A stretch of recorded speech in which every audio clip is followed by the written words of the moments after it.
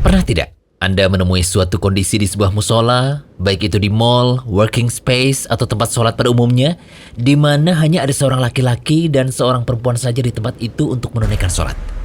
Sedangkan keduanya adalah orang asing atau bukan mahram. Nah, bagaimana ya hukumnya sholat berjamaah berdua dengan yang bukan mahram seperti itu? Begini penjelasannya. Disebutkan dalam kitab Al-Muhadzab sebagai berikut. Seorang laki-laki dimakruhkan sholat dengan perempuan yang bukan mahramnya. Karena Nabi SAW menyatakan, tidak boleh seorang laki-laki berdua-duaan dengan seorang perempuan, karena yang ketiganya adalah setan. Imam Nawawi dalam syarahnya menjelaskan, yang dimaksud makruh di sini adalah makruh tahrim, alias haram. Itu dinyatakan haram jika memang berdua-duaan.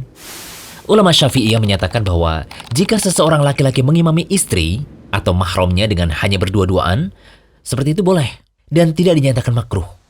Alasannya karena di luar sholat saja mereka boleh berdua-duaan dengan istri dan mahram.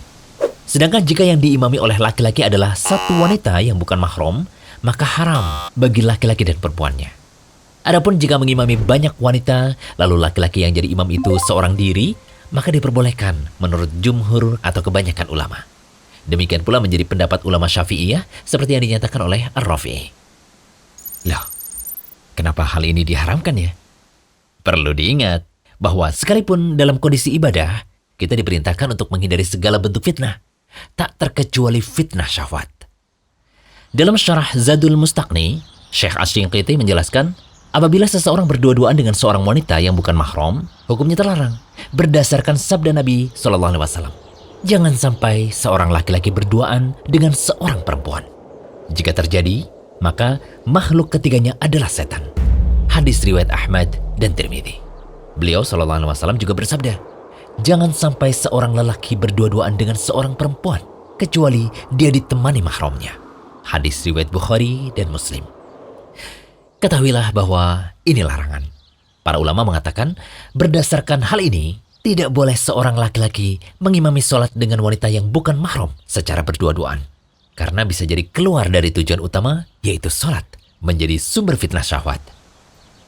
Ada beberapa hal yang bisa kita simpulkan dari pembahasan ini. Pertama, landasan Imam Syafi'i menilai haram model jemaah semacam ini adalah hadis larangan berdua-duaan dengan wanita yang bukan mahram. Kedua, yang dihukumi haram adalah kondisi berdua-duaan, yang itu terlarang secara syariat. Jika terjadi jemaah dua orang laki-laki dan perempuan, tetapi tidak berdua-duaan, karena di sekitarnya ada beberapa orang yang juga berada di masjid atau tempat sholat lainnya, maka hal ini tidak masalah.